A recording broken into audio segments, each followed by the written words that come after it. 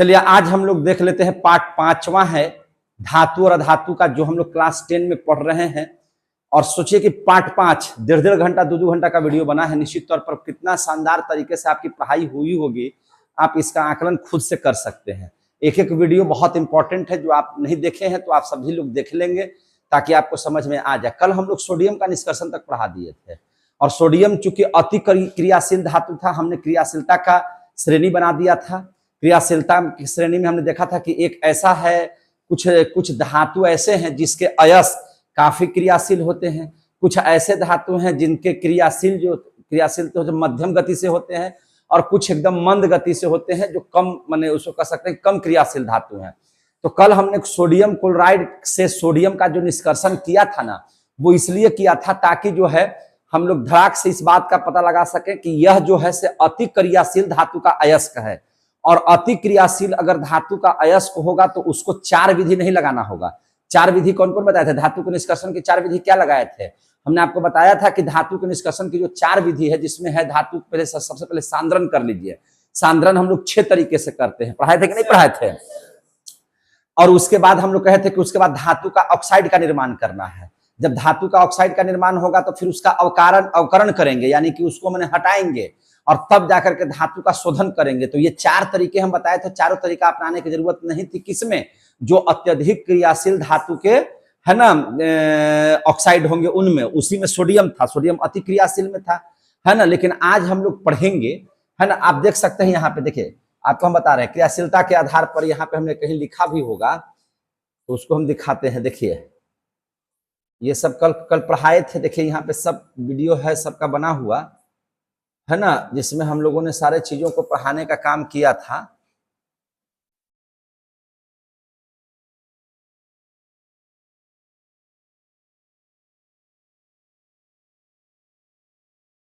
धातु कर्म में हम लोग यहाँ पढ़े थे, और नहीं भी है तो हम लोग देख लेंगे, इसमें कहीं होगा। देखिए ध्यान से, देखिए यहाँ पे, देखिए इस बात को यहाँ पे देखिएगा। देखिए पोटेशियम, कैल्शियम, सोडियम, मैग्नीशियम अति क्रियाशील में लिखवाए थे कि नहीं लिखवाए थे? इसके बाद देखिएगा मध्यम क्रियाशील वाला अयस्क जो है, जिसमें एल्युमिनियम, जिंक, लोहा, स्टेनस और कोलंबस को हम लोग रखे थे कि नहीं रखे थे? और सबसे कम क्रियाशील में जैसे कॉपर, Ag, Pt, Au, मैंने कहने का मतलब है तांबा, पारा, चांदी, प्लेटिनम और सोना को रखे थे। तो कल इसका हम लोग पढ़ा दिए थे, सोडियम के एगो दिखा दिए थे। आज हम लोग इसमें से जिंक के बारे में देख लेंगे।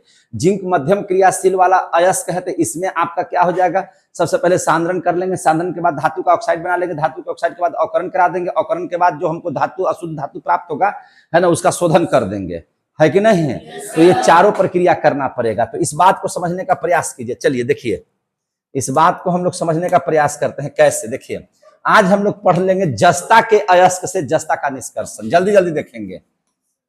जस्ता के अयस्क से, है ना, जस्ता का निष्कर्षण। जस्ता बोले तो जिंक, जस्ता बोले तो जिंक, जस्ता के अयस्क से जस्ता का निष्कर्षण बहुत इंपॉर्टेंट है, और क्वेश्चन आया हुआ है आप लोगों का।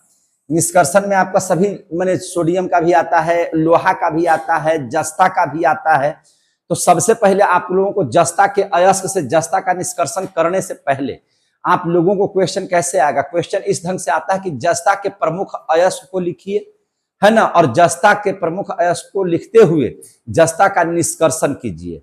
तो उसमें अगर आप लोग लिखेंगे तो निश्चित तौर पर आपको बहुत अच्छा मार्क्स आएगा। तो सबसे पहले किसी का भी निष्कर्षण हो, आप उसके अयस्क को जानिए कि ये प्राप्त कहां से होगा। आखिर जस्ता का निष्कर्षण करेंगे तो जस्ता किसी न किसी अयस्क से प्राप्त होगा। आप लोग यहाँ हैं? तो जब जस्ता का निष्कर्षण करेंगे तो जस्ता कहीं ना कहीं होगा। तो जहां भी जस्ता होगा वहां से उसके अयस्क से वो निकलेगा, तो अयस्क को ढूंढिए। तो सबसे पहले है कि जस्ता के प्रमुख अयस्क, यानी कि आपको पता लगाना होगा कि जिंक के प्रमुख अयस्क कौन कौन है। देखिए ध्यान से, प्रमुख अयस्क के बारे में जानकारी लेना है ना। जिंक के प्रमुख अयस्क कौन कौन होते हैं? तो सबसे पहले हम आपको पढ़ाए होंगे कि इसका प्रमुख अयस्क है जिंक ब्लेंड। नाम सुने ही होंगे, जिंक ब्लेंड। जिंक ब्लेंड को हम लोग कहते हैं ZnS। क्या कहते हैं? ZnS। दूसरा जो इसका प्रमुख अयस्क है, जिसका नाम है कैलेमाइन। क्या नाम है इसका? कैलेमाइन। इसका प्रमुख अयस्क है क्या चीज? कैलेमाइन। कहीं तो दिक्कत है ना, है? तो चलिए कैलेमाइन है, तो कैलेमाइन का सूत्र होता है ZnCO3। क्या है? माने जिंक का कार्बोनेट ZnCO3। और तीसरा जो इसका अयस्क होता है जो हमको पढ़ाए थे, जिंकाइट। क्या है? जिंकाइट। तो जिंकाइट से भी जिंक की प्राप्ति होती है जिसका सूत्र होता है ZnO। तो आपको हमने कहा था कि अयस्क उसको कहते हैं जो कम, वैसा खनिज जो कम खर्च में आसानी से प्राप्त हो जाए। तो कम खर्च में आसानी से प्राप्त इस दूगो से होता है, इससे नहीं होता, इसमें खर्च ज्यादा लग जाता है कि नहीं? इसलिए जिंक का निष्कर्षण हम लोग इस दोनों से हम लोग कर लेंगे। तो सबसे पहले अगर निष्कर्षण करते हैं तो हम लोग कहेंगे, हम लोग क्या लिखेंगे कि जिंक ब्लेंड से है ना जस्ता का निष्कर्षण हम लोग इसका लिखेंगे। अब जिंक ब्लेंड से है ना जिंक का निष्कर्षण देख लेंगे। निष्कर्षण तो हम लोग दोनों से पढ़ लेंगे, हम ये भी पढ़ा देंगे आपको। मैंने अगर हमको कहेगा कि नहीं कैलेमाइन से कीजिए तो कैलेमाइन से भी करेंगे। कैलेमाइन से है ना जिंक का निष्कर्षण, क्योंकि दोनों से प्राप्त होता है तो दोनों को देख लेंगे। कैलेमाइन से जिंक का निष्कर्षण का मतलब है कि हमको प्राप्त करना है जिंक, हमको निकालना है क्या चीज? जिंक। तो ये दोनों से हमको प्राप्त होगा। तो सबसे पहले आपको क्या करना पड़ेगा? सांद्रण करना होता है। क्या करना होता है? सांद्रण। तो आपको हम पढ़ाए हैं कि सांद्रण जो होता है तो जेडेनएस सल्फाइड ग्रुप का हो गया। किस ग्रुप का हो गया? सल्फाइड। तो आप इसको लिखेंगे कैसे कि जेडेनएस यानी कि जिंक ब्लेंड का यही ना सूत्र होता है जी। तो जिंक ब्लेंड जो अयस्क हुआ है ना, तो जेडेनएस का सांद्रण पहले हम लोग करेंगे। सबसे पहले देखिए, किसी भी धातु को हमने कहा था ना कि 4 विधि से इसको निष्कर्षण करते हैं। सबसे पहले सांद्रण कर दीजिए, बार बार बोल रहे हैं, आप लोग भी याद कर लीजिए, हाथ सबसे पहले क्या करना है? सांद्रण। दूसरा क्या करना है? जब सांद्रण हो जाएगा, सांद्रित हो जाएगा, तो उसका क्या बनाना है? ऑक्साइड। उसका क्या बनाना है? ऑक्साइड। और फिर उसको ऑक्साइड को हटाना है, जिसको क्या कहते हैं? अवकरण। और चौथा चीज है शोधन। क्या चीज है? शोधन। यही 4 विधि करना है। तो सबसे पहले जिंक ब्लेंड का सांद्रण कर लेते हैं। तो सांद्रण का मतलब आपको पता होना चाहिए कि सल्फाइड अयस्क का सांद्रण होता है किस विधि से। तो हम आपको 6 विधि बताए थे, हाथ से चुन करके, फेन उत्प्लवन विधि, फिर हमने आपको कहा था है ना गुरुत्व पृथक्करण विधि, उसके बाद चुंबकीय पृथक्करण विधि। पढ़े थे कि नहीं पढ़े थे? उसके बाद आप लोग क्या पढ़े थे? है ना निच्छालन विधि भी हम आपको बताए थे। क्या बताए थे? निच्छालन विधि भी बताए थे। तो तमाम ये 6 विधियां जो हम बताए थे, तो उसमें हम आपको ये भी चीज बताए होंगे ना कि अगर सल्फाइड ग्रुप का तत्व होगा, सल्फाइड ग्रुप का अयस्क होगा, तो उसका इन 6 में से किस विधि से हम लोग सांद्रण करेंगे। सांद्रण का हम जो 6 विधि पढ़ाए थे, तो 6 विधि में कौन से विधि का इसमें इस्तेमाल करेंगे? तो जितने भी सल्फाइड अयस्क होंगे उनको फेन उत्प्लावन विधि का इस्तेमाल करेंगे। किसका इस्तेमाल करेंगे? फेन उत्प्लावन विधि का। समझ में आ गया कि नहीं? तो फेन उत्प्लावन विधि में तो आप लोग देखे थे ना कि चिड़ का तेल लिए थे, पानी लिए थे, और जिस धातु को निकालना होता है उसका सल्फेट ले लेते हैं, है कि नहीं? और उसको झाग उत्पन्न करते हैं। फेन उत्प्लावन में क्या करते हैं? झाग के साथ क्या हो जाता है? अयस्क ऊपर आ जाता है, अशुद्धियां कहां चल जाती है? नीचे बैठ जाती है। पढ़ाए थे कि नहीं पढ़ाए थे? तो आपको सबसे पहले क्या होगा कि जिंक ब्लेंड का सांद्रण कीजिएगा। तो आपसे कोई पूछेगा कि जिंक ब्लेंड का सांद्रण किस विधि से करेंगे? तो फेन पल्लवन विधि से। कैसे करेंगे? फेन पल्लवन विधि से। तो लिखेंगे इसको, इसे फेन पल्लवन विधि से क्या कर लेते हैं? सांद्रित कर लेते हैं। क्या करते हैं? सांद्रित। इसे फेन पल्लवन विधि से सांद्रण करते हैं। इसका सांद्रण कैसे होता है? फेन उत्प्लवन विधि से सांद्रण करते हैं। फेन उत्प्लवन विधि से इसका सांद्रण करेंगे। कोई दिक्कत? अब जब इसका सांद्रण माने फेन पल्लवन विधि से कैसे करेंगे तो पिछल का वीडियो देख लीजिएगा, वैसे ही जाकर के कर लीजिएगा। तो अब यह अयस्क क्या हो गया? सांद्रित हो गया। अब यह अयस्क कैसा हो गया? सांद्रित। तो अब दूसरा विधि क्या अपनाएंगे? तो दूसरा विधि आपको करना होगा कि जेडेनएस को अब क्या करना होगा? धातु के ऑक्साइड में बदलना होगा। किसमें बदलना होगा? धातु के ऑक्साइड में। तो अब हम जेडेनएस को क्या करेंगे? ध्यान से समझिए, धातु के ऑक्साइड में बदलेंगे। धातु के ऑक्साइड में बदलना, ऑक्साइड में बदलना। हम इसको यहां से चेंज करेंगे, बदलेंगे। कैसे बदलेंगे? तो आपको याद होगा कि ZnS, तो ZnS एस इसमें लगा हुआ है, सल्फाइड ग्रुप का है। ऑक्साइड बनाने के लिए ऑक्सीजन देना होगा, तो ऑक्सीजन देंगे। जब ऑक्सीजन की उपस्थिति में गर्म करेंगे तो उसको भर्जन कहते हैं। क्या कहते हैं? भर्जन। ऑक्साइड बनाने की दो विधि है, या तो आप भर्जन कीजिए, नहीं तो निस्तापन कीजिए। तो इसमें चूंकि एस है, ZnS है, तो इसमें तो ऑक्सीजन है नहीं, तो ऑक्सीजन की उपस्थिति में गर्म करना पड़ेगा। तो हम लोग क्या करते हैं? ZnS और यहां पर ऑक्सीजन लेते हैं, और जब गर्म कीजिएगा तो इसी को हम लोग क्या कहते हैं? भर्जन। इसी को क्या कहते हैं? भर्जन। तो यहां भर्जन कर दिए, तो जैसे ही भर्जन कीजिएगा तो ZnO के साथ आ जाएगा, तो जिंक ऑक्साइड, हमको ऑक्साइड तो निकालना था, हमको ऑक्साइड की प्राप्ति हो गई। और SO2 क्या बन गया? SO2। आप ऑक्साइड बना लिए कि नहीं बना लिए? अब यहाँ पे देखिए, तो अगर कैलेमाइन से आप कीजिएगा, तो कैलेमाइन से कीजिएगा तो जिंक कैलेमाइन का सूत्र होता है ZnCO3। क्या होता है? ZnCO3। तो क्या आप हमको बताइए, ZnCO3 होगा तो इसमें तो ऑक्साइड है मिला हुआ, तो अब इसका हम भर्जन करेंगे कि निस्तापन करेंगे? निस्तापन करेंगे। क्या करेंगे? निस्तापन। तो निस्तापन का भी मतलब होता है कि गर्म करना है आपको, लेकिन इसमें ऑक्सीजन अलग से डालने की जरूरत नहीं है। खूब कस के गर्म कर दीजिए, बिना ऑक्सीजन की उपस्थिति के बिना, तो क्या हो जाएगा? ये टूट जाएगा। तो टूट जाएगा तो ZnO बना देगा, और क्या बना देगा? CO2 बना देगा। तो यहां से भी आप लोगों को ZnO की प्राप्ति हो गई कि नहीं हो गई? तो ये दोनों काम यहां तक तो सेम करना है, और यहां के बाद जैसे ही ऑक्साइड बन जाएगा उसके बाद दोनों में सेम क्रिया करना है। दोनों में क्या करना है? सेम क्रिया। तो पहला आपने क्या कर लिया? सांद्रण। सांद्रण के बाद आपने ऑक्साइड बना लिया। अब दो काम और करना है। अब क्या करना है? अवकरण। अवकरण क्यों करेंगे? तो अवकरण इसलिए करेंगे ताकि ऑक्साइड जो है हट जाए, ऑक्सीजन हट जाए। और अवकरण करने की दो विधि है, या तो कार्बन डाल दीजिए और नहीं तो एल्युमिनियम डाल दीजिए।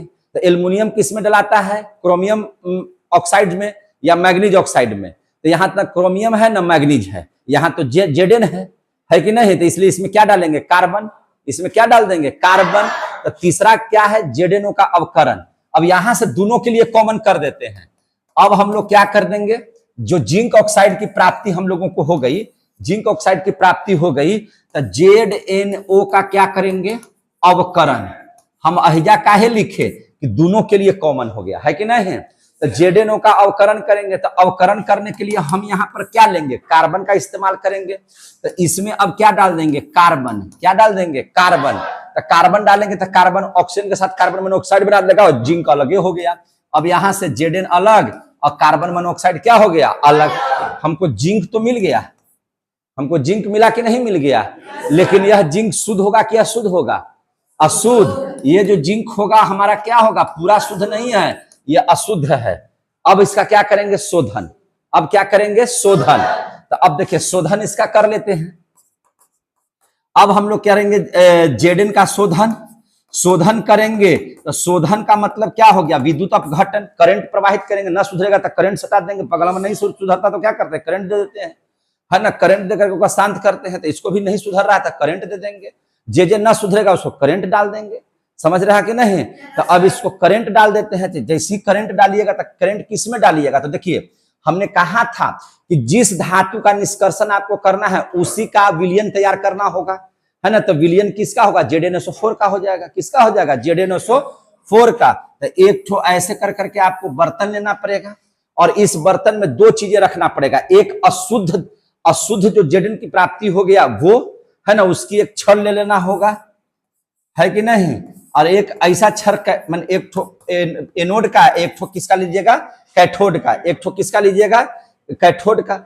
यहां पर क्या रखिएगा? जितना जो अशुद्ध जो हमको प्राप्त हुआ Zn, वो सारा का सारा अशुद्ध, है ना? Zn यहां पे हमको एकत्रित होगा, इसमें रखेंगे, है कि नहीं? उसकी छड़ बना लेंगे, और यहां पर जो छड़ बनाएंगे वह जो है से मैंने शुद्ध Zn का छड़ बनाएंगे। यहाँ पे क्या बनाएंगे? शुद्ध Zn का छड़ बनाएंगे।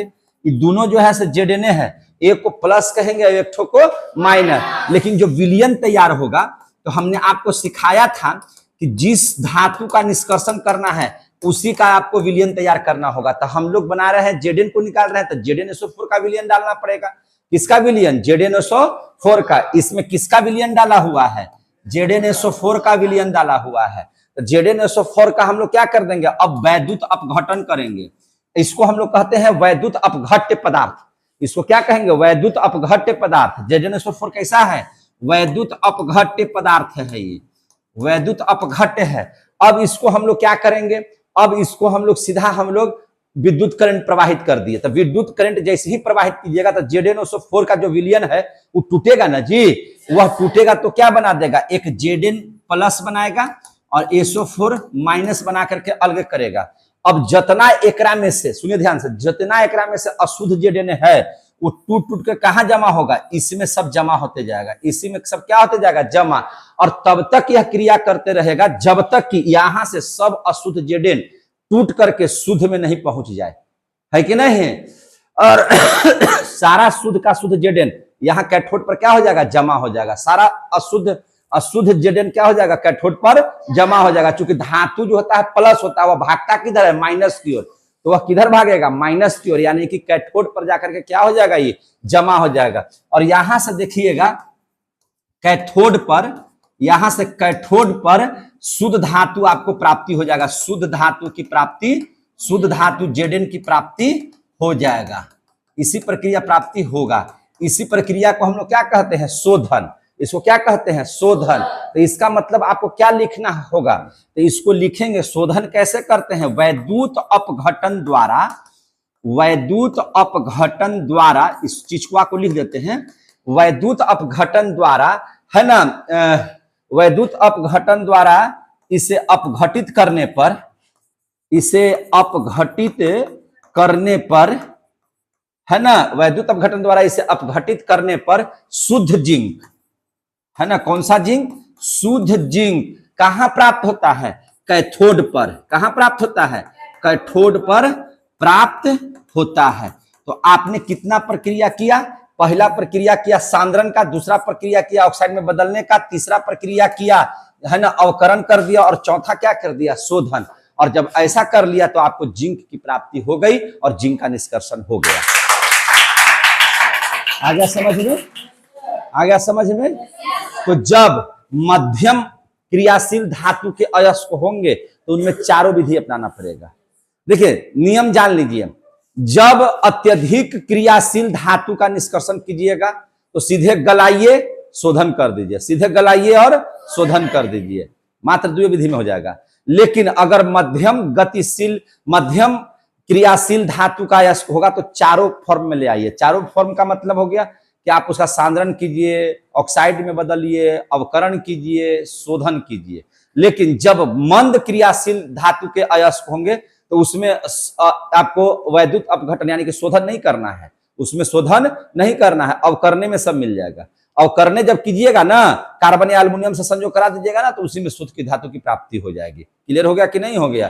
तो यानी कि आप जान लीजिए कि कम क्रियाशील धातु होगा उसमें 3 चरण करना है। क्या क्या करना होगा, सांद्रण, सांद्रण के बाद क्या करना होगा, ऑक्साइड में बदलना होगा और अवकरण कर दीजिएगा तो हो जाएगा। मध्यम क्रियाशील होगा तो 4, सांद्रण, ऑक्साइड में बदलना, अवकरण, शोधन। और जब अत्यधिक क्रियाशील धातु वाला अयस्क हो तो 2 चरण, पहले गलाइए, शोधन कर दीजिए, गलाइए और शोधन कीजिए। समझे कि नहीं, बस। तो यही चीज हो गया। तो इस तरह से आपको जस्ता से, जस्ता के अयस्क से जस्ता का हमने क्या कर लिया, निष्कर्षण कर लिया। यहां तक की बात समझ में आ गई सबको। अब हम लोग पढ़ लेते हैं एल्युमिनियम का निष्कर्षण, जो काफी इंपॉर्टेंट है। एल्युमिनियम का निष्कर्षण जो क्या है, काफी इंपॉर्टेंट, और ये पूछता है परीक्षा में, यही पूछेगा भी। तो एल्युमिनियम का निष्कर्षण को हम लोग ध्यान से देख लेते हैं। अब है क्वेश्चन आएगा कैसे कि एल्युमिनियम के अयस्कों को लिखिए और उनसे एल्युमिनियम का निष्कर्षण कीजिए, है कि नहीं। तो हम लोग डायरेक्ट बना देते हैं एल्युमिनियम का निष्कर्षण। अगला जो टॉपिक होगा उसका नाम है एल्युमिनियम का निष्कर्षण। एल्युमिनियम का निष्कर्षण, चलिए ध्यान से समझिएगा। एल्युमिनियम का निष्कर्षण कैसे कीजिएगा, तो सबसे पहले आपको एल्युमिनियम के अयस्क को जानना होगा कि एल्युमिनियम के प्रमुख अयस्क कौन कौन से हैं। तो जान लीजिए एल्युमिनियम के, ध्यान से समझिएगा, प्रमुख अयस्क, तो सबसे पहले इसका अयस्क के नाम बताइए। हम तो पहले ही टॉपिक पर पढ़ाइए दिए थे कि एल्युमिनियम के कौन कौन से अयस्क हैं। तो सबसे पहले एल्युमिनियम की प्राप्ति बॉक्साइट से होगी। किससे होगी? बॉक्साइट से। मूड़ी मत खिलाइए, सिर्फ याद कीजिए भी, बॉक्साइट से। तो बॉक्साइट का सूत्र क्या होता है? Al2O3 into 2H2O।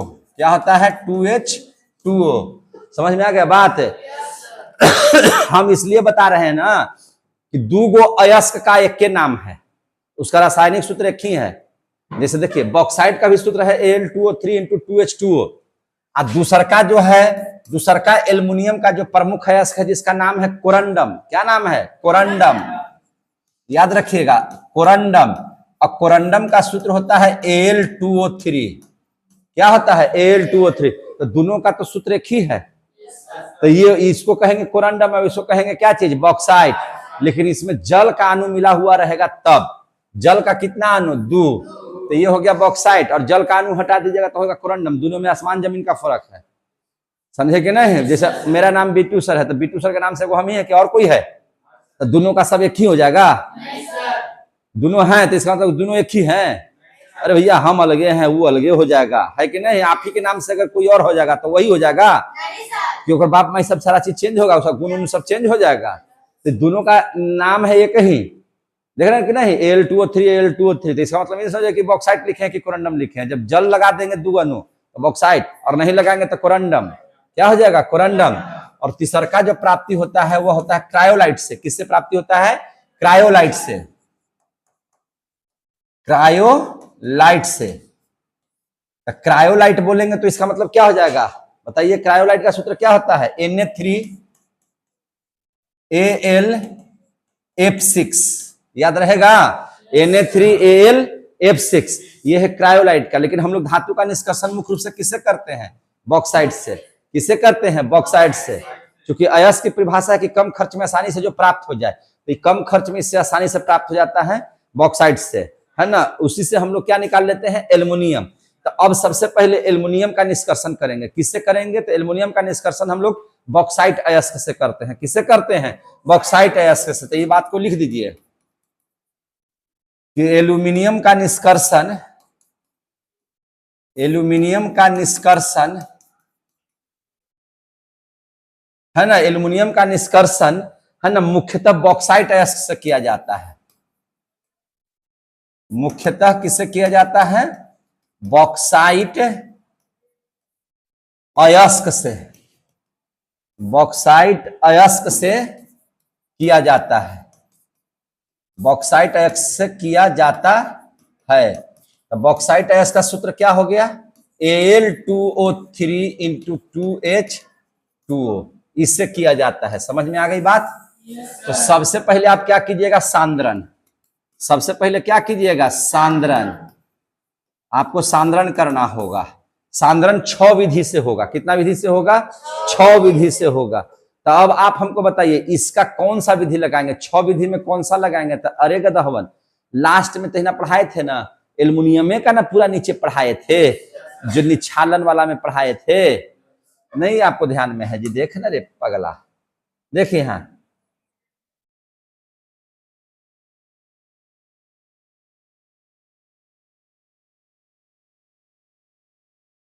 इसमें होना चाहिए कहीं। हाँ देखिए, देखिए तो जरा सा, निछालन विधि जब अयस्क और अशुद्धि दोनों को रासायनिक गुण क्या हो? अलग अलग हो। तो एल्युमिनियम का निष्कर्षण, सोना का निष्कर्षण, सिल्वर का निष्कर्षण सांद्रण किससे करते हैं? निछालन विधि से। लिखवाए थे? तो इसको कहां रख रहे हो? नहीं देख रहे थे आप लोग? तो इसको कौन विधि से करेंगे? निछालन विधि से। तो समझ में आ रहा है ना बात? तो सबसे पहले सांद्रण में क्या लिखेंगे कि बॉक्साइट का सांद्रण निछालन विधि से करते हैं। अब निछालन विधि से कैसे करते हैं ये आप जाकर के मेरा वीडियो देख लीजिएगा। बॉक्साइट का किसका? बॉक्साइट का सांद्रण, सांद्रण किस विधि से करते हैं? निछालन विधि से। निछालन विधि से करते हैं। निछालन विधि से कर दिए आप लोग सांद्रण, तो अब यह अयस्क क्या हो गया? सांद्रित। यह अयस्क कैसा हो गया? सांद्रित। अरे भैया, जो अयस्क का सांद्रण कर दीजिएगा वह अयस्क सांद्रित हो जाएगा, है कि नहीं है? तो अब अयस्क क्या हो गया? सांद्रित। अब इसको किस में बदलिएगा? ऑक्साइड में। तो दूसरा नियम है धातु के ऑक्साइड में बदलना। देखिए, ऑक्साइड में बदलना, सबसे पहले आपको ऑक्साइड में बदलना ही होगा। कैसे करना होगा? ऑक्साइड में बदलना होगा। तो कैसे बदलते हैं ये ध्यान दीजिए। तो अब सांद्रित अयस्क, अब सांद्रित अयस्क जब आप निक्षालन विधि से इसको क्या कर लिए? सांद्रण कर लिए, है ना? तो अब यह अयस्क कैसा हो गया? सांद्रित अयस्क। तो सांद्रित अयस्क कौन चीज? बॉक्साइट। किसका सांद्रण किए थे? बॉक्साइट का ना। तो सांद्रित अयस्क कौन? बॉक्साइट को चूना के साथ, किसके साथ? चूना के साथ। ध्यान से समझिएगा, किसके साथ? चूना के साथ मिलाकर, चूना के साथ मिलाकर, है ना, क्या कर देते हैं? सोडियम कार्बोनेट के साथ गर्म करने पर, देखिए ध्यान से, सोडियम कार्बोनेट के साथ गरम करने पर, किसके साथ गरम करने पर? सोडियम कार्बोनेट के साथ गरम करने पर सोडियम एल्यूमिनेट प्राप्त होता है। सोडियम एल्यूमिनेट प्राप्त होता है। सोडियम एल्यूमिनेट, है कि नहीं? सोडियम एल्यूमिनेट प्राप्त होगा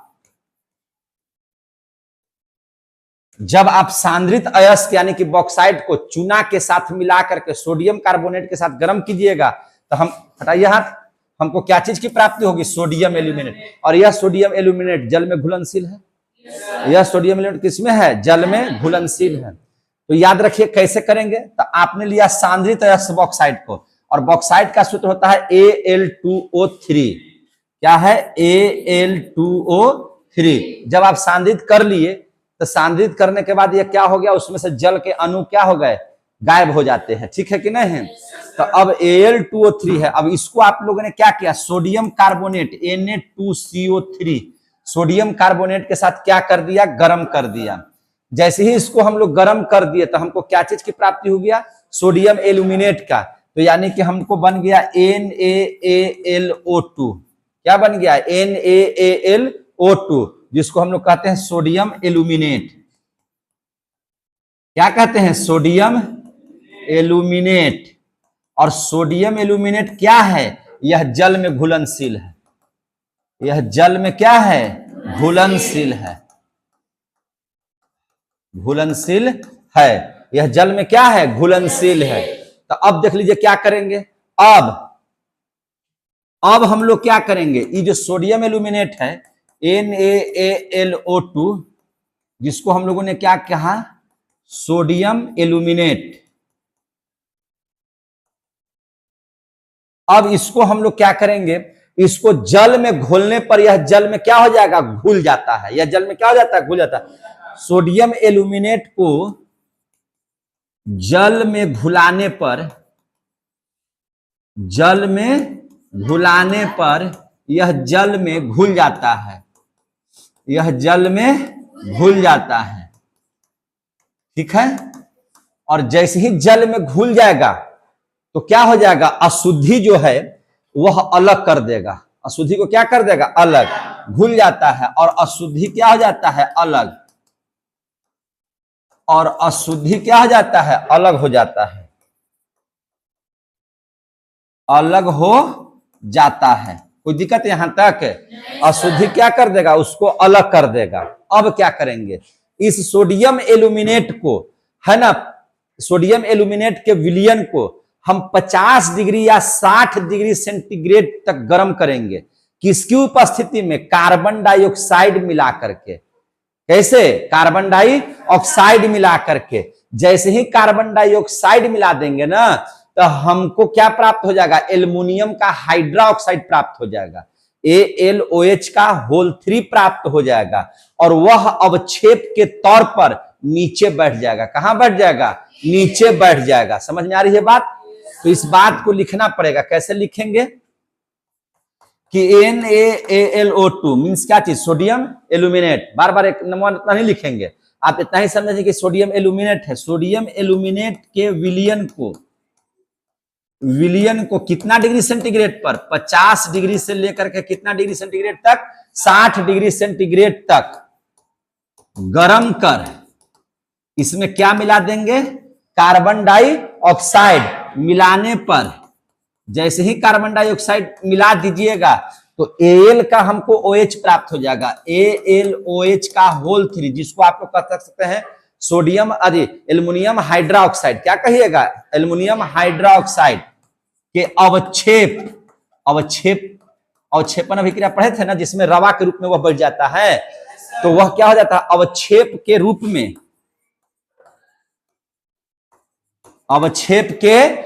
में कहां बढ़ जाएगा, नीचे। अवक्षेप के रूप में कहां बढ़ जाएगा, विलियन में नीचे बैठ जाता है, नीचे बैठ जाता है। आ गया समझ में यहां तक? अब देख लीजिए, अब जब इतना कर लिए तो जो हाइड्रोक्साइड हमको मिला, तो वह हाइड्रोक्साइड को छान करके हम लोग क्या कर लेते हैं, सुखा लेते हैं। जो रवा है हमको बना, उसको हम लोग क्या करते हैं, छान करके सुखा लेते हैं। और जैसे ही सुखाइएगा ना, तो सुखाने का मतलब क्या है कि आपको ऑक्सीजन के उपस्थिति में उसको क्या कर रहे हैं, सुखा दे रहे हैं। और जैसे ही उसको सुखाइएगा यानी कि गर्म कर दीजिएगा, तो एल्युमिनियम का ऑक्साइड प्राप्त हो जाएगा। क्या चीज का प्राप्त हो जाएगा, एल्युमिनियम का ऑक्साइड प्राप्त हो जाएगा। समझे कि नहीं? तो अब देख लीजिए कि रूप में नीचे क्या हो जाता है, बढ़ जाता है। फिर AlOH के होल 3 को, है ना, यानी कि एल्युमिनियम हाइड्रोक्साइड को हम लोग क्या करते हैं, छान कर, जो नीचे बैठा हुआ था उसको निकाल लीजिए और उसको छान लीजिए। छान करके क्या कर देते हैं, सुखा लेते हैं। क्या कर लेते हैं, सुखा लेते हैं। क्यों सुखाते हैं, ताकि जो है से उसमें पानी नहीं रहे, पानी सब क्या हो जाए, समाप्त हो जाए। और इसको गर्म कीजिएगा, इसको क्या कीजिएगा, गर्म। उसके बाद इसे हम लोग क्या कर देते हैं, गर्म कर देते हैं। गर्म कर देते हैं हम लोग, क्या कर देते हैं, गर्म कर देते हैं। गर्म क्यों कर देते हैं, ताकि एल्युमिनियम का ऑक्साइड प्राप्त हो जाए। गर्म कर देते हैं जिससे एल्युमिनियम का, देखिए ध्यान से, एल्युमिनियम का ऑक्साइड, तो एल्युमिनियम का ऑक्साइड किसको कहेंगे, तो Al2O3। क्या इसको कहेंगे, Al2O3, एल्यूमिना, Al2O3, जिसको हम लोग क्या कहते हैं, एल्यूमिना, है ना। क्या कहेंगे इसको, एल्यूमिना, है ना, प्राप्त होता है। एल्यूमिना प्राप्त होता है।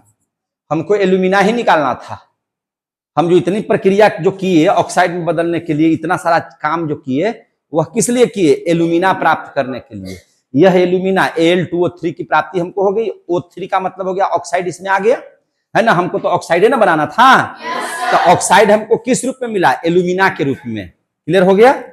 अब हम लोग देखिए इसमें क्या करते हैं, इसे थोड़ा छोटा कर देते हैं। दिखाई दे रहा है ना बाबू? चलिए अब देखिए ध्यान से, जब हम इतना करके एल्यूमिना की प्राप्ति कर लिए, तो अब क्या करेंगे। अब देखिए क्या करते हैं, हम लोगों ने क्या किया था, Al यानी कि इसके हाइड्रोक्साइड को आपने क्या किया, गर्म किया। क्या किया, गर्म। जैसे ही आप इसको गर्म किए तो हमको एल्यूमिना की प्राप्ति हो गई, यानी कि Al2O3। इसी को हम लोग क्या कहते हैं, एल्यूमिना। एल्यूमिना की प्राप्ति हो गई हमको। जैसे ही हमको एल्यूमिना की प्राप्ति हो गई, तो एल्यूमिना की जब प्राप्ति हो गई, तो इसी को हम लोग कहेंगे कि यह ऑक्साइड में क्या हो गया, बदल गया। यह ऑक्साइड में क्या हो गया, बदल गया।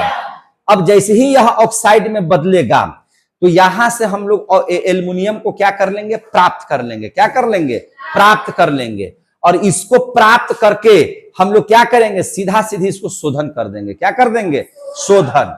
क्या कर देंगे, इसका शोधन। तो शोधन कैसे करेंगे, इस बात को समझ लीजिए। तो देखिए ध्यान से, शोधन करने के लिए आपको Al2O3 का विद्युत अपघटन करना होगा। क्या करना होगा, विद्युत अपघटन। तो आप इसको सीधा विद्युत अपघटन कीजिए। देखिए Al2O3 का हम लोग क्या करते हैं, विद्युत अपघटन, विद्युत अपघटन करते हैं। क्या करते हैं, विद्युत अपघटन। चूंकि इसमें जैसे ही आप ये कीजिएगा, है ना, शोधन कीजिएगा, तो यानी कि आपको करंट देना पड़ेगा। क्या देना पड़ेगा, करंट। तो विद्युत अपघटन करने पर जैसे ही आप Al2O3 का विद्युत अपघटन कीजिएगा, तो एल्युमिनियम जो धातु होगा वह कैथोड पर जमा होगा, और जो इसका ऑक्साइड होगा वह ऑक्साइड जाकर के एनोड पर प्राप्त हो जाएगा। कहां प्राप्त हो जाएगा, एनोड पर। तो Al2O3 का विद्युत अपघटन करने पर एल्युमिनियम धातु कहां प्राप्त होगा, जब भी धातु की प्राप्ति होगी, शुद्ध धातु की प्राप्ति होगी, तो वह होगा कैथोड पर। क्योंकि धातु भैया प्लस होता है, जमा कहां होगा, एनोड, कैथोड पर, माइनस पर चला जाएगा। तो एल्युमिनियम धातु कहां पर, कैथोड पर। एल्युमिनियम धातु कहां, कैथोड पर। और ऑक्सीजन कहां जमा होगा, एनोड पर। ऑक्साइड कहां जमा होगा, एनोड पर। क्या होता है, प्राप्त होता है, प्राप्त होता है। यह कहां प्राप्त होगा, है ना, एनोड पर प्राप्त होगा। समझे कि नहीं। अब देख लीजिए, अब ध्यान से समझिए, ये यहां पर हम लोगों को प्राप्त हो गया। इस प्रकार हम क्या चीज की प्राप्ति कर लेते हैं, बॉक्साइट से एल्युमिनियम की प्राप्ति कर लेते हैं। इस प्रकार, है ना, इस प्रकार बॉक्साइट से किसकी प्राप्ति कर लेते हैं, एल्युमिनियम की प्राप्ति कर लेते हैं, प्राप्ति कर लेते हैं। जैसे होता क्या है, देखिए अब यहां पर जो रड लगा हुआ है, आप देखिएगा, एक प्लस का और एक माइनस का। अब यहां पर जो विलयन है वह Al2O3 का है, एल्यूमिना का है। अब यहां से एल्युमिनियम जिस टूटेगा तो यह बना देगा Al प्लस, ये माइनस, और ये कहां जमा हो जाएगा, सब जाकर के कैथोड पर। यहां से सब निकलेगा और इस पर जाकर के सब क्या हो जाएगा, जमा हो जाएगा। यहां एल्युमिनियम शुद्ध रूप में प्राप्त होगा, और ऑक्साइड जाकर के सब इसमें जमा हो जाएगा।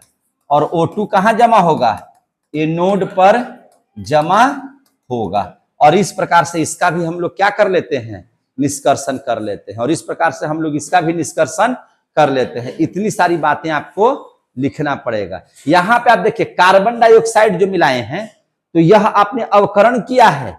क्या किया है, अवकरण। आपने क्या किया है, अवकरण। ऑक्साइड ये हमको बन गया है, देखिए धातु का ऑक्साइड। यहां पे आपने अवकरण भी कर दिया है। अवकरण कर करके आपने एल्युमिना की प्राप्ति कर लिया है। क्या चीज कर लिया है, एल्युमिना का। और तब जाकर के आपने क्या किया है, शोधन। तब आपने क्या कर लिया है, शोधन। तो इसमें चारों प्रक्रिया हमने अपनाया कि नहीं अपनाया। तो यहां से आपका एल्युमिनियम की प्राप्ति बॉक्साइट अयस्क से कैसे करते हैं, ये पूरी बातों को आपको लिखेंगे, तब आपको 4 या 5 नंबर का जो होगा वो आपको प्राप्त हो जाएगा। क्लियर हो गया कि नहीं हो गया। अब देख लीजिए, पारा के अयस्क से पारा को कैसे निष्कर्षित कर देंगे, यही इंपॉर्टेंट है। पारा के अयस्क से हम लोग क्या निकालना होगा, पारा का निष्कर्षण। तो अगला टॉपिक पढ़ लेते हैं हम लोग। इसमें मुख्य रूप से निष्कर्षण है। तो पारा के अयस्क से पारा का निष्कर्षण देख लीजिए। पारा के अयस्क से पारा का निष्कर्षण। आपको निष्कर्षण हम 4 पढ़ा रहे हैं। चार निष्कर्षण कौन कौन। सोडियम क्लोराइड से सोडियम की प्राप्ति कर लिए, कल है ना किए थे। कल सोडियम का निष्कर्षण किए थे। आज हम लोगों ने निष्कर्षण किया जिंक का, तो दूठो हो गया।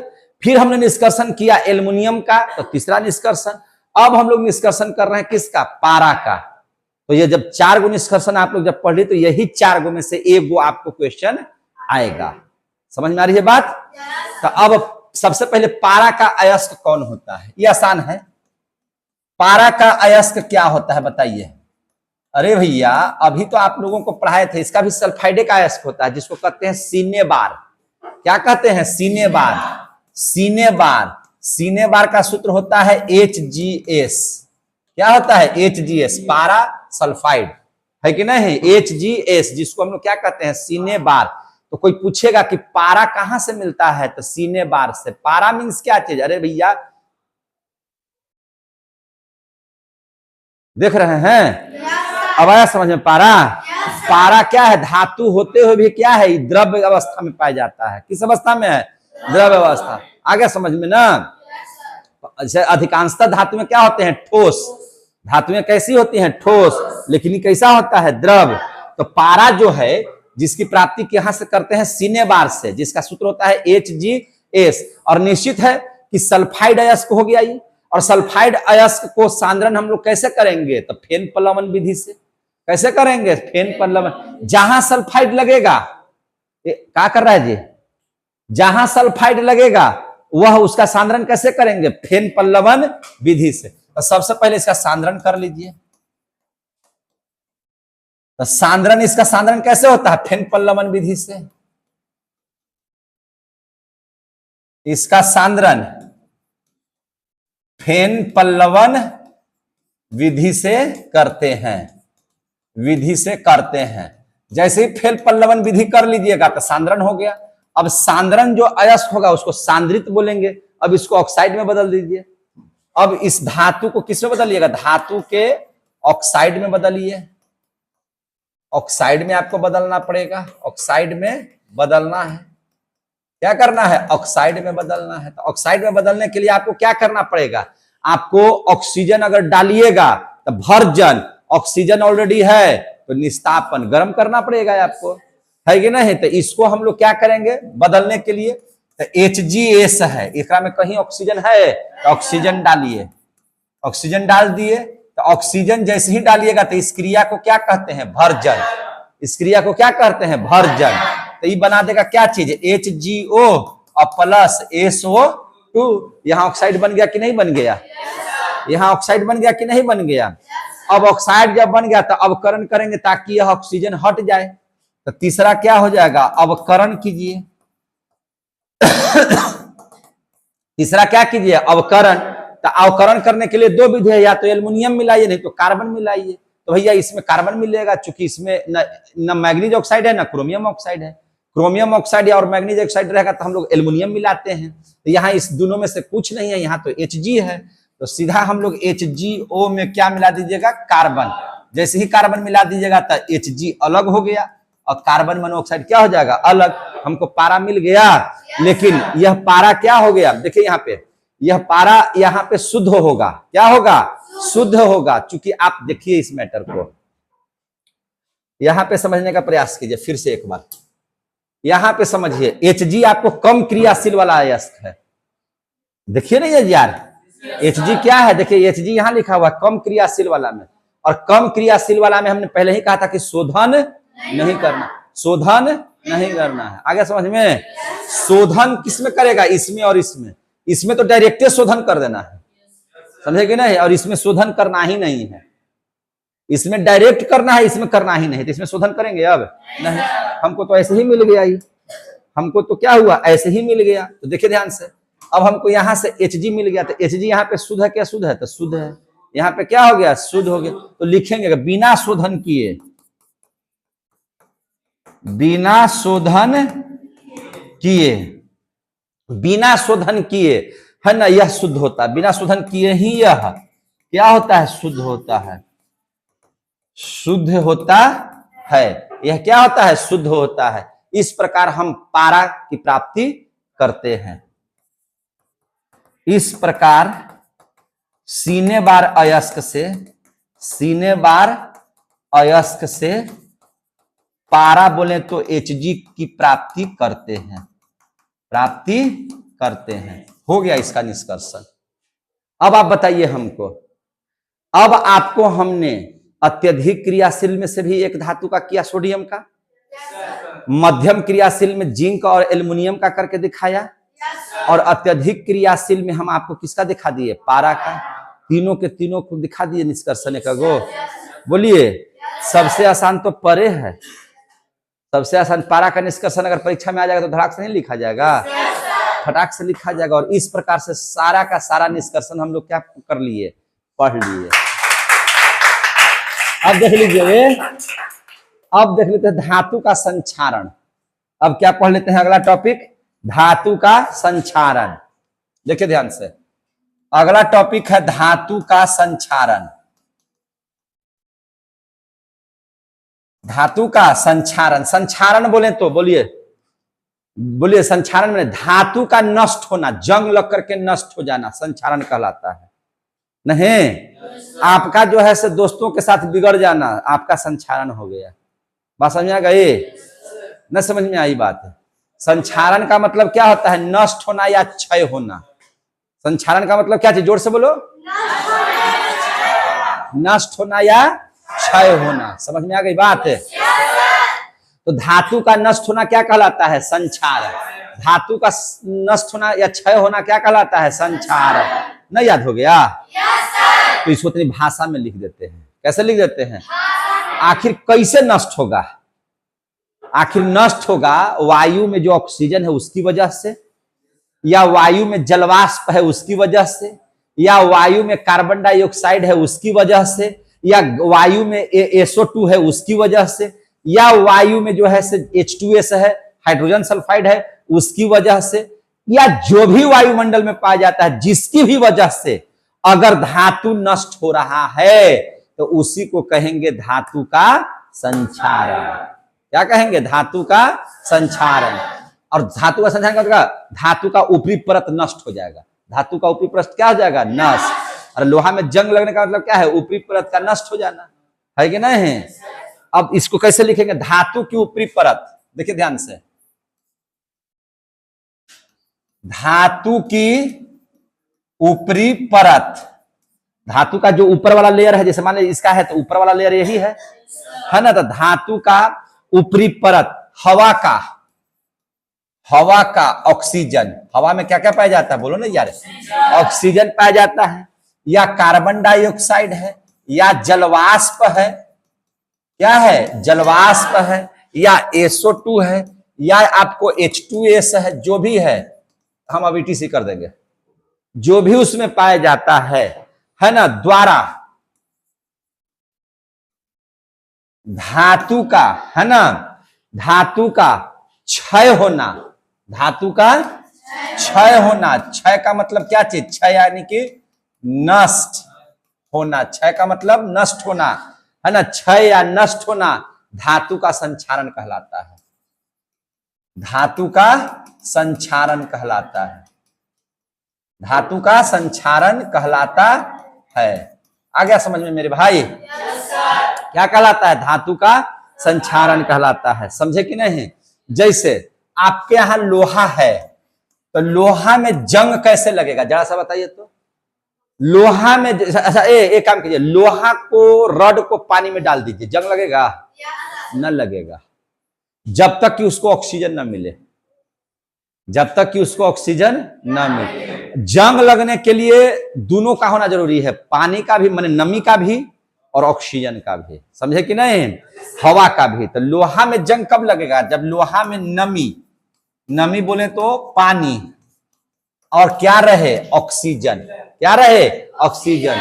तब जाकर के लोहा में जंग लगेगा। लोहा में क्या लगेगा? जंग। अगर एक रहे, ई न रहेगा तो जंग नहीं लगेगा। अगर ये रहे ई नहीं रहेगा तो जंग नहीं लगेगा लोहा में। क्लियर हो गया? लोहा में जंग तबे लगेगा जब दोनों की उपस्थिति होगी, तब क्या बन जाएगा? लोहा में जंग लग जाएगा। कितने लोग बता सकते हैं जंग का सूत्र क्या होता है? Fe2O3। जंग का सूत्र क्या होता है? Fe2O3, फेरस ऑक्साइड, है कि नहीं? इसको क्या बोलेंगे? जंग। क्या बोलेंगे? जंग। अच्छा, जंग लगने पर लोहे का भार बढ़ेगा कि घटेगा? बढ़ जाएगा पगला। जैसे एक काम कीजिए, आपको हम कदई में लेटा दिए तो आपका वजन बढ़ेगा कि घटेगा? जब जंग लगेगा तब बढ़ेगा, जब जंग छोड़ा दीजिएगा ना तो घट जाएगा।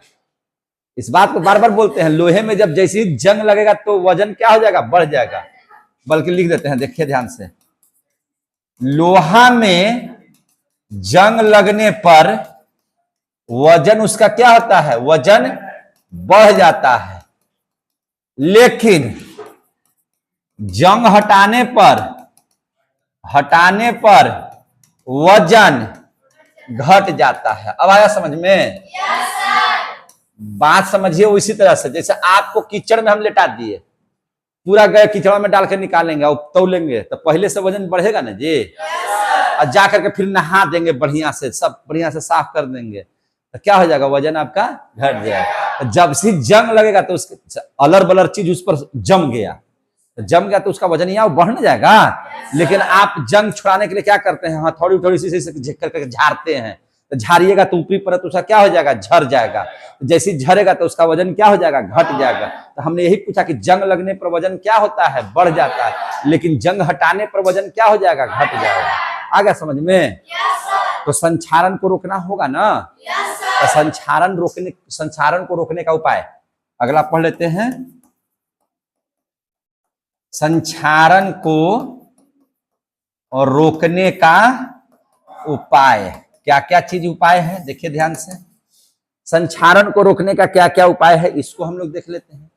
तो बाबू रे, किसी भी धातु को बचाने के लिए आप क्या कर सकते हैं, लेप लगाइए, उस पर लेप चढ़ाइए। क्या चढ़ा दीजिए, लेप। तो धातु पर लेप चढ़ा करके कैसे बचाएंगे इसको, बढ़िया से बैठे ना, डिस्टर्ब नहीं कीजिए। क्या चढ़ाएंगे इस पर, धातु पर लेप चढ़ाकर, धातु पर लेप चढ़ाकर, क्या कर करके, लेप चढ़ा करके, या तो ग्रीस लगाइए नहीं तो वार्निश लगाइए, ग्रीस या वार्निश।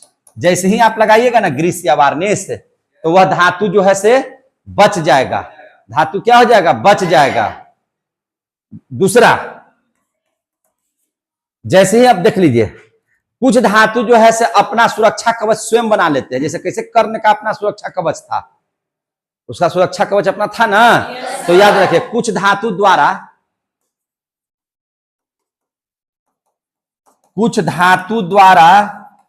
अपना सुरक्षा कवच, कुछ धातु द्वारा अपना सुरक्षा कवच खुद बना लेना, वे स्वयं निर्माण कर लेते हैं और संक्षारण से बच जाते हैं। ऐसी विधि जो खुदे कवच बना लेता है धातु, उसको हम लोग क्या कहते हैं, एनोडीकरण। क्या कहते हैं, एनोडीकरण। क्या कहते हैं, एनोडीकरण। क्या ऐसा कोई धातु है, कहां है, उसका नाम बताइए। तो उसका नाम है एल्युमिनियम। एग्जाम्पल के तौर पर क्या लिखिएगा, एल्युमिनियम। एल्युमिनियम जो है खुदे बच जाता है अपने आप में, है ना, खुदे अपना एक परत चढ़ा लेता है और अपने आप का क्या कर लेता है, बचाव। तो ये बात को याद रखिएगा कि कौन ऐसा धातु है जिसका सुरक्षा कवच अपने आप को बचा करके, है ना, संक्षारण होने से रोक देता है। तो एल्युमिनियम। कौन है, एल्युमिनियम। क्लियर हो गया? और कैसे इसका उपाय है, तो आप देखिएगा, रे लोहा वहा का केवाड़ी वाड़ी रहता है, दरवाजा रहता है, तो उसको क्या करते हैं, रंगाई करते हैं।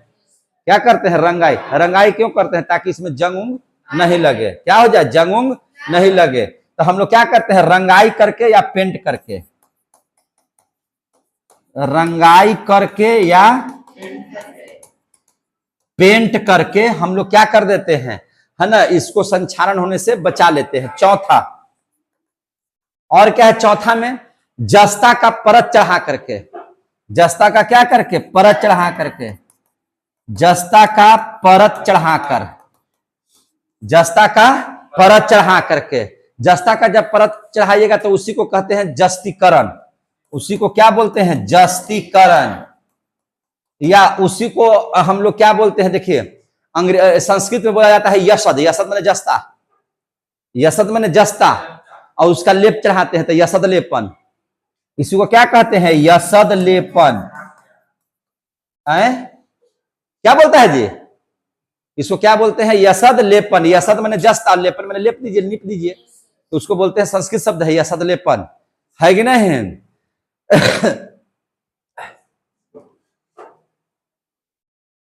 या अंग्रेजी में आपसे कोई पूछेगा तो क्या बताइएगा, है ना, गेल्वेलाइजेशन, है ना, क्या कहेंगे इसको, गेल्वेलाइजेशन। बोल रहा है क्या।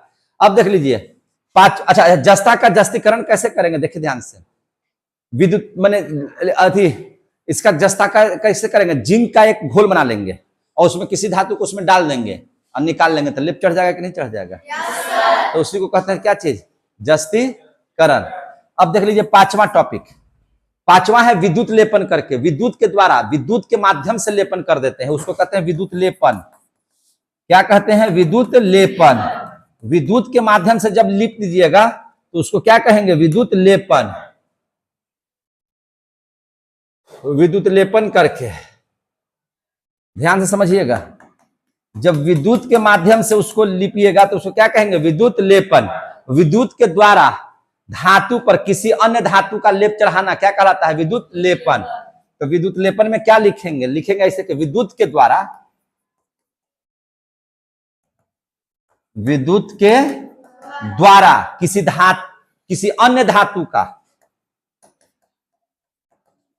किसी अन्य धातु का परत चढ़ाना क्या कहलाता है? विद्युत लेपन कहलाता है। विद्युत लेपन कहलाता है। विद्युत लेपन कहलाता है। सुनिए ना, जाइए तो बाहर, पूछे तो धीरज क्या करा। विद्युत लेपन कहलाता है ना, उसको क्या कहेंगे? विद्युत लेपन। जैसे होता क्या है, समझ लीजिए। जैसे मान के चलिए कि जैसे लोहा पर हमको चढ़ाना है, तो यहां लोहा ले लीजिएगा जिस पर चढ़ाना है कि नहीं? तो लोहा पर जब भी चढ़ेगा तो विद्युत लेपन से कौन कौन सा धातु का लेप चढ़ा सकते हैं? तो स्टेनस का चढ़ा सकते हैं, या आप कॉपर का चढ़ा सकते हैं, निकेल का चढ़ा सकते हैं, और क्रोमियम का चढ़ाते थे। ज्यादा मात्रा में क्रोमियम का ही चढ़ा जाता है। किसे चढ़ा जाता है? क्रोमियम का, याद रखिएगा। जैसे ही आप लोग क्या कीजिएगा, इसमें एक विलयन तैयार कर लिया जाता है, जिसको पर चढ़ाना होता है उसी का माने हम लोग विलयन तैयार कर लेते हैं। और यहां से क्रोमियम को जैसे ही विद्युत करंट प्रवाहित कीजिएगा और क्रोमियम डालिएगा, तो क्रोमियम जो है से धातु है, और धातु जैसे ही विद्युत अपघटन की क्रिया करवाइएगा ना, तो वह भागेगा किस पर? देखो ना, ऊपर ही होगा, तो देखो ना। तो उसमें जो है से यहाँ पे प्लस है, यहाँ पे माइनस है। तो जितना, जैसे देखिए, जिसको पर चढ़ाना है उसको नेगेटिव में रखेंगे, माने कैथोड पर रखेंगे, ताकि यहां से जैसे ही क्रोमियम टूटेगा तो ये टूट करके कहां भागेगा? इस पर। कहां भागेगा? इस पर। और इस पर जैसे जैसे जाएगा, और तब तक इसको करना है जब तक कि अपने से समाप्त न हो जाए। और जैसे जैसे इसको कीजिएगा वैसे वैसे क्रोमियम का जो धातु है टूट टूट करके कहां पे आ जाएगा? लोहा पर। और लोहा पर एक परत बाहर से क्या होते जाएगा? चढ़ते जाएगा। लोहा पर क्या होते जाएगा? चढ़ते जाएगा। समझ में आ गई बात? तो इसमें हम लोगों को देखना है कि एसन है ना, कॉपर है, निकेल है, और क्रोमियम का, यही चीज का लेपन हो सकता है। समझ में आ गई कि नहीं आ गई बात? अब इसको कैसे हम लोग बचा सकते हैं? संक्षारण से। तो संक्षारण से हम लोग बस संक्षारण, बोलो ना, बोलिए ना। अच्छा, ठीक ठीक ठीक ठीक। अब कैसे बता सकते हैं? मिश्र धातु बना करके। कैसे? मिश्र धातु बनाकर, जल्दी से देखिए कैसे बना सकते हैं? मिश्र धातु बना करके। मिश्र धातु कैसे बनाते हैं? दो या दो से अधिक तत्व, या मैंने धातु कहिए, उसको मिला करके मिश्र धातु बनाया जाता है कि नहीं? तो इसको लिख दीजिए कि जब दो या, है ना, जब दो या दो से अधिक, जब दो या दो से अधिक धातु या धातु एवं अधातु, धातु एवं अधातु, माने दो गो धातु हो जाए, या कोई धातु या अधातु हो जाए, मिलाने पर, क्या चीज करने पर? मिलाने पर जो नया पदार्थ बनता है, जो नया पदार्थ बनता है, जो नया पदार्थ बनता है, उसे क्या कहते हैं? मिश्र धातु। उसे क्या कहते हैं? मिश्र धातु कहते हैं। उसे क्या कहते हैं? मिश्र धातु कहते हैं। जैसे पीतल क्या है? पीतल, तो पीतल के बताया था ना कि पिताजी, पी से पीतल, तांबा और जस्ता, जिंक से बनता है कि नहीं बनता है? तो कॉपर और जस्ता, इसका सबसे उदाहरण है पिताजी। मैंने पीतल कैसे बनता है? पी से पीतल, ता से तांबा, जी से जिंक, तांबा और जिंक मिला देंगे तो क्या बन जाएगा? पीतल। तो मिश्र धातु बना दीजिएगा तो ये भी इसका रोक सकते हैं, है ना, संक्षारण को रोक सकते हैं। समझ में आ रही है जो बात बोल रहे हैं? अच्छा, यहीं पे हम लोग देख लेते हैं मिश्र धातु की विशेषता क्या है। देखिए यहां पे मिश्र धातु की विशेषता ध्यान समझिए। मिश्र धातु की विशेषता पढ़ लीजिए यही है। मिश्र धातु की क्या विशेषता है? तो यह कठोर होता है, पहला बात। जैसे पहले जो धातु होगा उससे ज्यादा ही कठोर हो जाएगा। यह क्या होता है? कठोर होता है। पहला इसकी विशेषता हो गई। दूसरा विशेषता इसकी बताइए क्या हो सकता है ना? तो आप ध्यान सब समझिए। पहले जो धातु तन्य था उसकी तन्यता में कमी आ जाएगी। क्या हो जाएगी? तन्यता में कमी। तो तन्यता इसकी क्या हो जाएगी? घट जाएगी। तन्यता क्या हो जाएगी? इसकी घट जाएगी। आघात वर्धनीयता वो भी घट जाएगा। पिटने पर धातु क्या होते हैं? चदरा के समान हो जाते हैं। लेकिन जैसे मिश्र धातु बना दीजिएगा ना तो उतना नहीं सहेगा, टूटेगा वो, समझे कि नहीं? तो कह सकते हैं कि आघात वर्धनीयता, आघात वर्धनीयता क्या हो जाएगा? घट जाएगा। क्या हो जाएगा? घट जाएगा। पहले नियत है ना उतना बर्दाश्त नहीं करेगा। यानी कि कहने का मतलब है कि द्रव्यनांक और क्वथनांक माने द्रव में बदलने का या उबलने का कम हो जाएगा। क्या हो जाएगा? निम्न हो जाएगा। तो द्रव्यनांक एवं क्वथनांक क्या हो जाएगा? घट जाएगा। क्या हो जाएगा? घट जाएगा। और क्या हो सकता है इसकी विशेषता? तो इसकी विशेषता यह हो सकती है कि करंट जो प्रवाहित होता था धातु में, तो जब दो धातु या तीन धातु से मिलकर के बना दीजिएगा तो उसका करंट प्रवाहित होने की गति भी घट जाएगी, है कि नहीं? तो विद्युत चालकता का गुण भी क्या हो जाएगा? घट जाएगा। विद्युत चालकता का गुण क्या हो जाएगा? घट जाएगा। ये इसकी विशेषता है। और इसकी क्या विशेषता हो सकती है ना? और इसकी विशेषता क्या होती है? जैसे देखिए धातु का जो गुण होगा और जब 1 2 3 4 धातु को शामिल कर दीजिएगा तो इसके गुण में क्या हो जाएगा? बढ़ोतरी। तो गुण क्या हो जाएगा? बढ़ जाएगा। गुण क्या हो जाएगा? इसका बढ़ जाएगा। पहले एक धातु से आप बर्तन नहीं बना सकते थे, लेकिन 2 3 धातु मिलकर के जब पीतल उतल कांसा उसा जब बना लीजिएगा तो हो सकता है कि मैंने इसका ज्यादा क्वालिटी बनने लगेगा। तो गुण इसका क्या हो जाएगा? बढ़ जाएगा। इस प्रकार से मिश्र धातु की विशेषता पढ़ लिए, धातु का संचारण पढ़ लीजिए। देख लीजिए हम हट गए हैं, है कि नहीं? और इस प्रकार से पूरा का पूरा हम लोग पढ़ लिए हैं। अब देख लीजिए होता क्या है, ध्यान से समझिए। कुछ हम मिश्र धातु पढ़ा देंगे और कुछ जो है से आप लोगों को जानकारी दे देते हैं और धीरे धीरे चैप्टर समाप्ति पर आ गया है। अब हम लोग देख लेते हैं शुद्ध लोहा कैसा होता है? मुलायम। शुद्ध लोहा कैसा होता है? मुलायम। तो फिर कैसा आपको कड़ा काहे लगता है? तो शुद्ध लोहा क्या होगा? मुलायम, है कि नहीं? शुद्ध लोहा क्या होता है? मुलायम। कठोर बनाने के लिए इसमें कार्बन मिलाया जाता है। लोहा को कठोर बनाने के लिए क्या मिलाया जाता है? बनाने के लिए कार्बन मिलाया जाता है। क्या मिलाया जाता है? कार्बन मिलाया जाता है। समझ में आई बात है? क्या मिलाया जाता है? कार्बन। क्या सोना के आभूषण बनाए जा सकते हैं? शुद्ध सोना के आभूषण नहीं बनाए जाते। आभूषण नहीं बनाए जाते हैं। क्यों भाई? तो आप कभी आटा साने होंगे तो उसका इसे लंबे लंबे बनाते हैं तो कुजरी में अपने टघर के नीचे हो जाएगा। तो क्या उसका आकृति सही से बना सकते हैं? तो उसको कठोर बनाने के लिए देखते हैं हम लोग लइकन जो है चिड़ाई उड़ाई बनाने के लिए आटवा के क्या करते हैं? उसमें थोड़ा कड़ा आटा बनाता है। तो आपको शुद्ध सोना 24 कैरेट का होता है और इससे कभी भी आभूषण नहीं बना सकते हैं। शुद्ध सोना कितना कैरेट का होता है? 24 कैरेट का होता है, कैरेट का। और इसके आभूषण नहीं बनाए जाते हैं। इसके आभूषण नहीं बनाए जाते हैं। आपको अगर आभूषण बनाना होगा तो देखिए आपको 22 कैरेट सोना देना होगा। क्या होगा? 22 कैरेट सोना और 2 कैरेट पीतल नहीं। यही तो जानना है आपको, खाली बुझा गया पीतल। इस सोना में 2 चीज मिला सकते हैं। सोना में आप कितना चीज मिला सकते हैं? 2 चीज। या तो आप सिल्वर मिला दीजिए, चांदी, और नहीं तो फिर कॉपर मिलाइए। 2 कैरेट क्या मिला सकते हैं? कॉपर या Hg। सोना में यही 2 चीज मिलाया जाता है। समझ में आ गई बात? सोना बनाने के लिए, सोना का आभूषण बनाने के लिए आपको 22 कैरेट का मतलब होता है कि 2 कैरेट आपको अन्य चीज मिलेगा। समझे कि नहीं?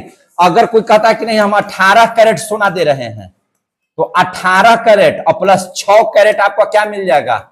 कॉपर या Hg। यही 2 को मिला करके हम लोग आभूषण तैयार करते हैं। सोना के साथ कॉपर या Hg को मिलाते हैं। समझ में आ गई बात? समझ में आ रहा है बात? आपका कभी कभी मैल उल बैठ जाता है सोना माने सोना पर, देखिएगा नहीं करिया करिया हो जाता है। तो देखिए आप जानिए रहे हैं तो कभी सोना पर ये हो जाता है। तो जब भी आप जाते हैं तो देखते हैं क्या करते हैं सोनार लोग, आप जाइएगा एगो पानी नियत रखल रहेगा बल्टिया में, और उसमें जैसे ही डुबाएगा और जैसे ही निकाल देगा ना चैनून, तो देखिएगा पूरा झक झक उजर हो जाता है। तो क्या रहता है? अम्लराज। उसको क्या बोलते हैं? अम्लराज। वो पानी नहीं रहता है, उस क्या रहता है? अम्लराज। वह क्या रहता है? अम्लराज, है ना, अम्लराज। समझे कि नहीं? और अम्लराज क्या चीज से बनता है?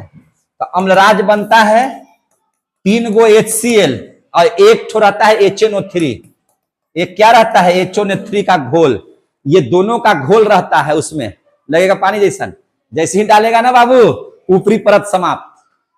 सोना का ऊपरी परत क्या हो जाता है? समाप्त। तो जैसे आप ही का चमड़ा वाला छील देंगे तो अंदर से उजर नहीं दिखाई देगा, और सोनवा ऊपर से छिला जाता है तो एकदम चमकेगा कि नहीं चमकेगा? सोनार है, एक नंबर का सोनार है। गिली में बाबू एकदम सोनवा के चमका दल के चमका दिया भैया कि उसको काट लिया है कि नहीं, वो हटा लिया वो अपना। समझे कि नहीं? एक परत में खत्म हो गया। आप समझे कि नहीं? सोना करियो है तो अच्छा है, मत जल्दी से धोवाइएगा, नहीं तो फिर सब ठगा जाइएगा। तोरा ना कह रहा इस सब बात को समझिए, है कि नहीं? सोना कहीं खराब उराब नहीं होता है। समझ में आ गई बात? तो इसलिए इसको सोना पर जैसे ही डालिएगा क्या हो जाएगा? एकदम चमकने लगेगा। तो हम लोग जाते हैं सोनार के यहाँ, अब बुझाता है ये नहीं है, चला गया सोना तुम्हारा। वजन करके देख लीजिएगा, कम हो जाएगा पहले से। आगे देख लीजिए, अब देख लीजिए कुछ मिश्र धातु को देख लीजिए। कुछ क्या देख लीजिएगा? मिश्र धातु। कुछ मिश्र धातु को जल्दी जल्दी देख लीजिए। पहला पीतल को देख लीजिए। तो पीतल तो अभी बताए ना क्या क्या चीज से बनता है, जल्दी बताइए। तांबा और पीता, जी हाँ, तांबा और जिंक। तांबा और जिंक, समझ में आ गया बात? दूसरा पीतल के बाद देख लीजिए कांसा। अच्छा, पीतल को अंग्रेजी में क्या बोलते हैं बताइए तो? ब्रास। क्या बोलते हैं? ब्रास। ब्रास।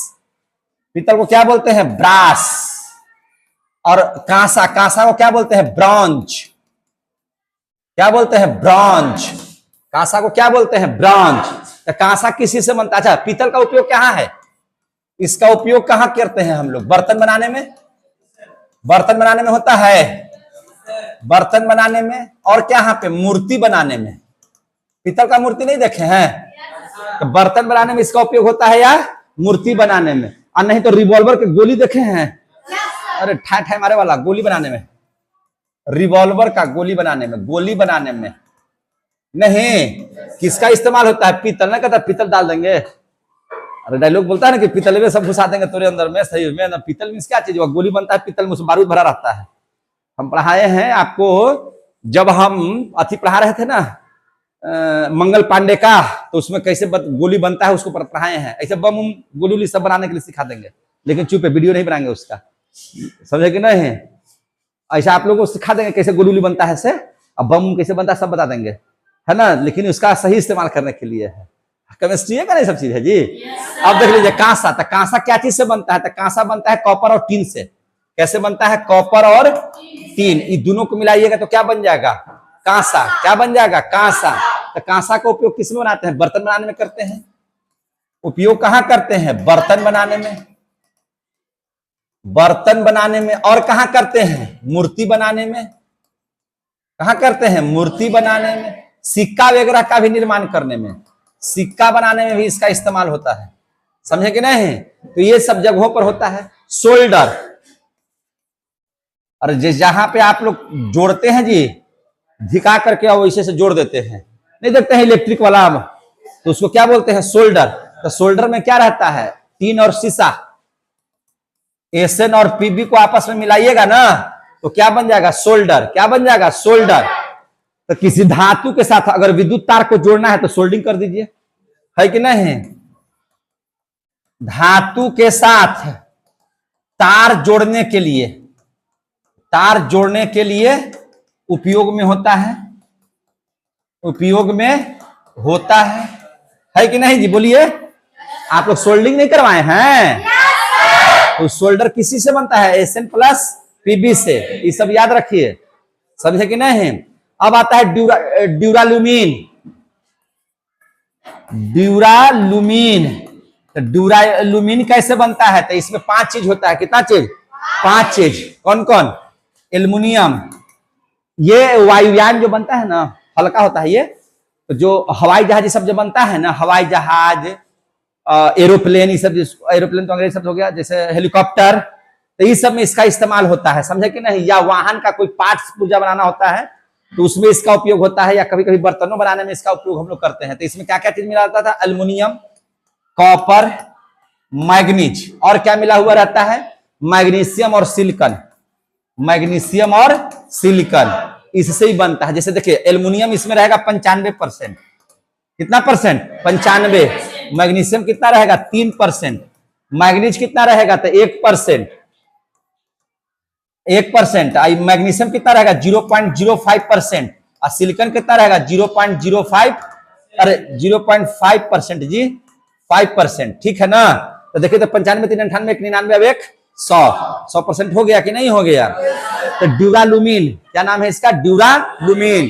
तो ड्यूरालुमीन का प्रयोग तो हवाई जहाज जब बनता है ना, इसी चीज से बनता है।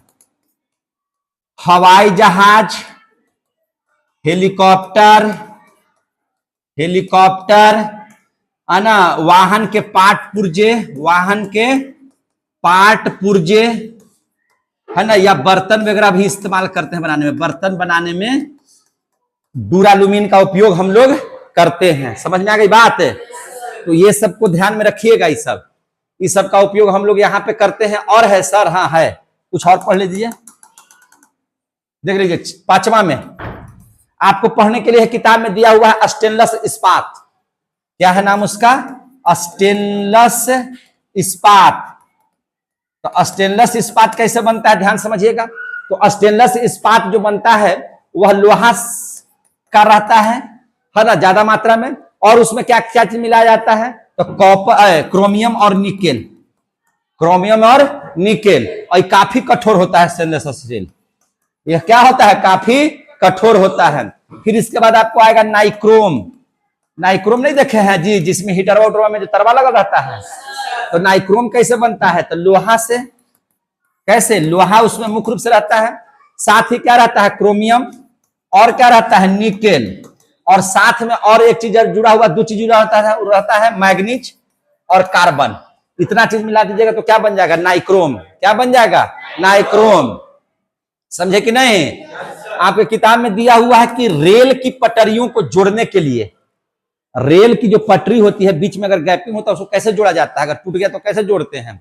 तो देखिए, रेल की पटरी जोड़ने में, रेल की पटरी को जोड़ने के लिए क्या करते हैं?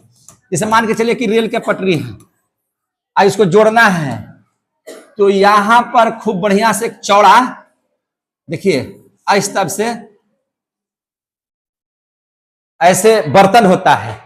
और उस बर्तन में क्या होता है? एल्युमिनियम डाला, एल्युमिनियम, और साथ में रहता है Fe2O3, फेरस ऑक्साइड रहता है। और जैसे ही यहां पे मैग्नीशियम के फीते को जलाइएगा ना, तो दोनों आपस में रिएक्शन करेगा और एक द्रव बनाएगा। क्या बना देगा? द्रव। और ये द्रव इसको या करके यहाँ पे गिर करके भर देगा। इसको क्या कर देगा? भर देगा। इसको क्या कर देगा? भर देगा। यह विधि क्या कहलाती है? एल्यूमिनोथर्मिक विधि। इसको क्या कहते हैं? एल्यूमिनोथर्मिक विधि कहते हैं। थर्मिक विधि से 2 रेल पटरियों को जोड़ा जाता है। यह एल्युमिनियम है ना, तो इसको गर्म कर दीजिएगा मैग्नीशियम की उपस्थिति में। जब गर्म कीजिएगा तो द्रव जैसा बनेगा, इन दोनों पटरियों के बीच में आकर के कड़ा हो जाएगा। और कड़ा हो जाएगा तो दोनों को रेल की पटरी क्या हो गया? जुट गया। क्या हो जाएगा? जुट गया। आपके किताब में देखिएगा लौह स्तंभ दिले होगा, देखिए किताब निकाल करके, एक क्या दिया हुआ है? लौह स्तंभ। देखिए लौह स्तंभ के बारे में थोड़ा सा जानकारी ले लीजिए, थोड़ा सा बता देते हैं। किताब में देखिए ना, लौह